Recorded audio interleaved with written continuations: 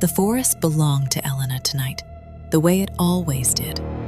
She moved through the snow without a sound, rifle slung easy on her shoulder, her breath ghosting silver in the cold moonlight. She'd been hunting these woods since she was a girl, and she'd never come home empty-handed. Never once. The locals had their stories, of course. Don't take the old stag, they'd warned her in the village. The white-eyed one. The forest keeps what's hers. Elena had only smiled at that. Superstition was for people who couldn't shoot straight. She tightened her scarf against the chill, scanned the dark tree line with a hunter's patience, and waited for the woods to give her what she'd come for. And then she saw it. Across the clearing, perfectly still in a shaft of moonlight, stood a stag unlike any she had ever seen. Enormous, ancient, its antlers branching like a winter tree against the sky, its coat dark as shadow. The white-eyed one. It didn't run. It didn't even flinch. It simply turned its great head and looked at her, and its eyes caught the moon and glowed a pale, impossible silver. For one heartbeat, Elena hesitated. Something about that stare made the cold run deeper in her chest. Then her training took over. She raised the rifle, settled the stock against her shoulder, sighted down the barrel at the most magnificent trophy of her life, and let her breath go still. The shot cracked across the clearing and rolled away into the trees, and the great stag sank slowly down into the snow. But it did not look away. Even as it fell, its silver eyes stayed fixed on hers, calm, knowing, almost kind. And Elena felt the hair rise on the back of her neck. This was the part where they were supposed to look away, where the light went out of them. Instead, a thin ribbon of pale glow lifted from the fallen animal and drifted toward her across the snow, slow and deliberate, like breath on a cold night. Elena lowered the rifle, her triumph curdling into something she had no name for. "What is that?" she whispered. The light reached her and touched her, and the forest went utterly silent. She should have walked away. Some quiet animal part of her knew it. But Elena had never been able to resist a trophy, and these antlers, vast, ancient, branching like something out of a myth, were the finest she had ever seen. She crouched in the snow and reached out a bare hand to claim them. The moment her fingers brushed the bone, the antlers blazed. Silver light flared beneath her palm and raced up her arm before she could pull away, sinking into her, warm and electric and alive. She gasped and fell back into the snow, clutching her hand to her chest. The light was gone, but she could feel it now, settling deep behind her ribs. Patient, watching, waiting. The forest had kept what was hers, and now it was keeping Elena too. She left the stag where it lay. She told herself it was the cold, the late hour, the strangeness of that silver light, that by morning she'd laugh at how it had spooked her. But as she walked back through the trees, something was wrong, and getting more wrong with every step. The forest was too loud. She could hear the snow settling on branches 100 feet away, the scurry of a mouse beneath the frost, the slow heartbeat of the woods themselves. Smells crowded in that she'd never noticed. Pine sap, the musk of distant animals, the iron tang of the cold. Her own skin felt tight and electric, humming where the light had sunk in. Elena gripped her wrist and walked faster. She just needed to get inside. She just needed to get warm. It started with her eyes. The humming behind her ribs rose up through her like rising water, and when it reached her face, the whole night suddenly bloomed brighter. She could see the texture of the bark, the individual flakes of falling snow, the warm shapes of living things hiding in the dark. In the black glass of a frozen puddle, she caught her own reflection, and stopped cold. Her eyes were no longer hazel. They had gone wide and liquid and dark amber brown, ringed with gold, catching the moonlight the way an animal's eyes do, the way the stag's had. Elena pressed a hand to her cheek, her breath coming fast and shallow. "No," she whispered. "No, no, no." But the eyes that stared back at her were not afraid. They were only waiting, the way prey waits, listening for the sound that means run. Then the sound became unbearable. Every noise in the forest crashed in at once. The wind, the snow, her own thundering pulse. And it hurt. A sharp, ringing pressure that drove her to her knees in the frost. She clapped her hands over her ears and felt them change beneath her palms. The skin pulled and stretched. The tops of her ears drew upward into points, growing longer, turning, reshaping, twitching at sounds she didn't want to hear. She could hear something moving far off through the trees, and her whole body went rigid with the urge to flee from it. An instinct that wasn't hers, flooding up from somewhere deep and old. Elena dragged herself upright, half blind with panic. There was an old hunting cabin not far ahead. She had to get inside. She had to hide.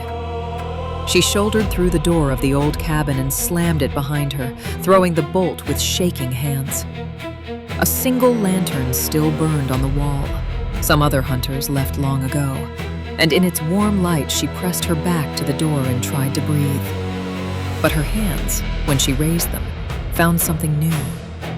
On either side of her head, where her ears had been, 2 large ears now stood, long, tapered, covered in soft brown fur, lined pale within, turning on their own to track the wind outside.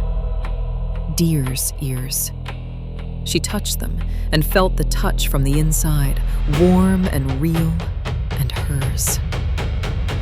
A sob caught in her throat. The villager's warning rang in her memory, clear and cold now. The forest keeps what's hers. And the forest, it seemed, had decided to keep Elena as one of her own. She had only a moment to catch her breath before the next change announced itself, and this one began with pain. A deep, splitting pressure bloomed at her forehead, just above her brow, as if 2 blunt thumbs were pushing slowly outward from inside her skull. Elena cried out and grabbed her own head, doubling over. She could feel something rising beneath the skin at her hairline, hard and insistent, swelling against the bone. Her new deer ears flattened back in distress. She knew, with a sick and certain dread, exactly what was coming. She had seen it 100 times, crowning the heads of every animal she had ever brought down. The stag's gift. Its crown. And it was forcing its way up through her, whether she wanted it or not. And then they came. With a deep, grinding pressure that buckled her knees, 2 points of hard white bone broke up through the skin of her forehead and pushed out through her hair into the lantern light. Ah! Elena screamed. A raw, ragged sound that was already beginning to fray at the edges into something that wasn't quite human. She clutched at her temples and felt the antlers there, real and solid and growing, rising from her own skull like saplings from frozen earth. There was no pain like it, and no horror like it, to feel your own body sprouting a crown you never asked for. She had wanted this stag's antlers on her wall. Instead, the forest had given them to her the only way it knew how, by making her the stag. They didn't stop.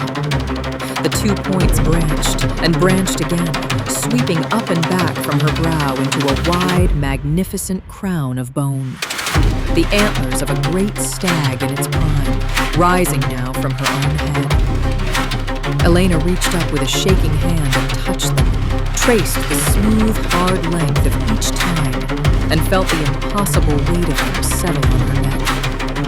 In the camp's old, clouded mirror, she could see herself. a woman with a stag's crown and a stag's wide amber eyes, brown fur beginning to creep up from her jaw.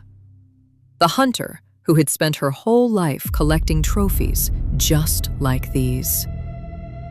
"What did you do to me?" she whispered to the empty room, to the forest, to the stag she'd left in the snow. "What did you do?" A new sensation rolled over her then, a soft, spreading prickle, like 1,000 fine needles rising in a single direction. Elena held her arms out before her and watched, frozen, as her skin vanished. Brown fur rose through it in a slow, advancing tide, short and dense, sweeping up her neck and jaw, down across her chest, over the backs of her hands and along her forearms. Rich deer brown above, soft cream white at her throat. It didn't hurt. That was the worst part. It felt warm and right and natural, and somewhere beneath her terror, a quiet animal contentment was stirring, sinking into her like sleep. She fought it. She was Elena. She was a person, a hunter, a human being. But the fur kept coming, and the human being underneath was getting harder and harder to feel. Her hands went last of the upper body, and it was the cruelest change to watch. She held them up before her amber eyes and saw her fingers begin to draw together, 2 pairs fusing, the others shrinking away, her fingernails darkening and thickening and curving until they sheathed the whole tip. Her palms hardened, her wrists stiffened, and where her clever human hands had been, hands that had loaded a rifle, tied a knot, held a trophy aloft, there were now 2 dark cloven hooves, capped in brown fur, useless for anything but standing and running. Elena tried to make a fist and couldn't. She tried to wipe the tears from her face and only nudged her own cheek with hard bone. The hunter's hands were gone, and with them went the last easy thing about being human. A branch cracked somewhere outside, far off in the dark, and Elena's whole body went rigid with a fear she had never felt in her life. Her head snapped toward the window. Her new ears swiveled and pricked. Every muscle in her changing body coiled tight with a single overwhelming command that rose up from the marrow of her. Run. For 30 years she had been the thing in these woods that other creatures fled from. Now, for the first time, she understood what it was to be on the other side of the rifle, to hear a twig snap in the dark and feel your heart try to climb out of your throat.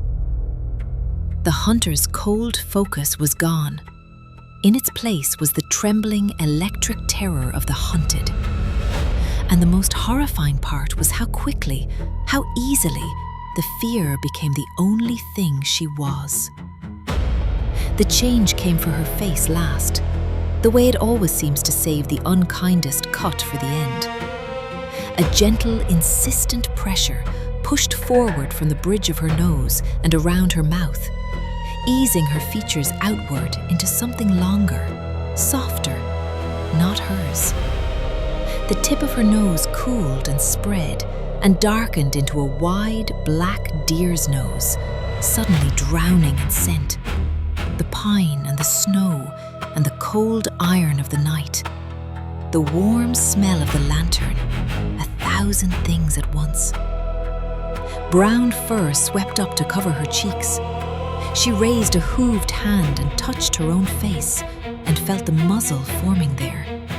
Felt the human shape of herself dissolving beneath the fur. Somewhere under the rising tide of the deer, Elena was screaming. Ah! But even her scream was starting to sound like something else. Her muzzle settled into its final shape, gentle and tapering, dark deer brown, a soft black nose at the end of it, and long lashes over enormous liquid eyes. And yet her chestnut hair still spilled down around the antlers, human and familiar. so that the face in the cabin's clouded mirror was two creatures at once, the woman she had been and the deer she was becoming, sharing a single reflection. She breathed, and the world unfolded into scent. She listened and could hear the snow falling miles away, and she understood, with a calm that frightened her more than any panic, that the deer was no longer something happening to her. The deer was simply what she was now, and the woman was the dream it was slowly, gently waking from. Her legs were the last to go.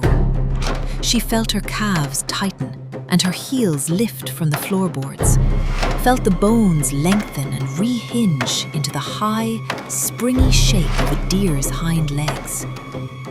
Her feet narrowed and hardened into cloven hooves, and her hunting boots, sturdy leather that had carried her over 1,000 miles of forest, split apart at the seams and dropped away in pieces.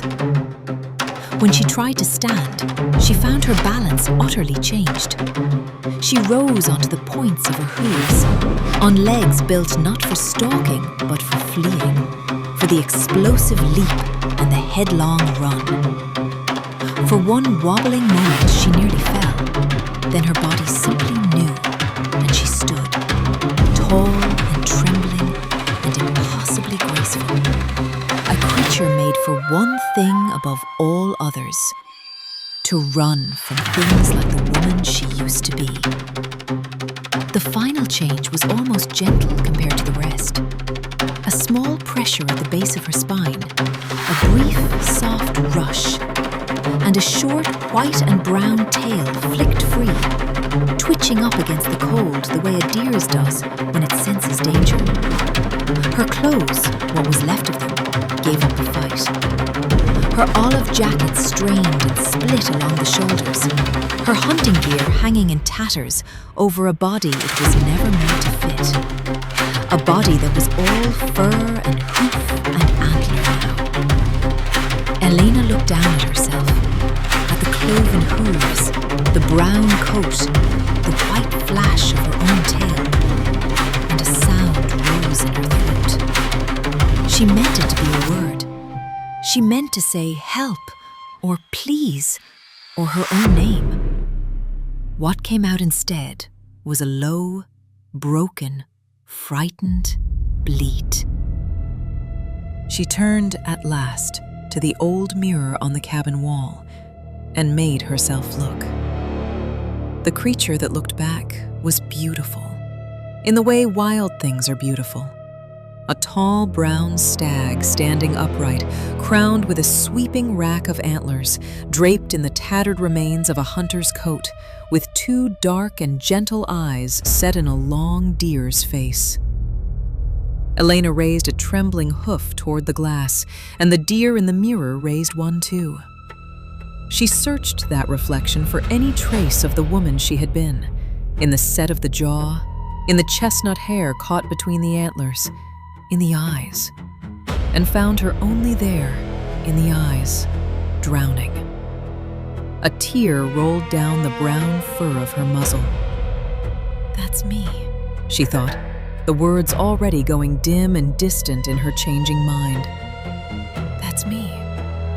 That's still me, isn't it?" She tried to speak.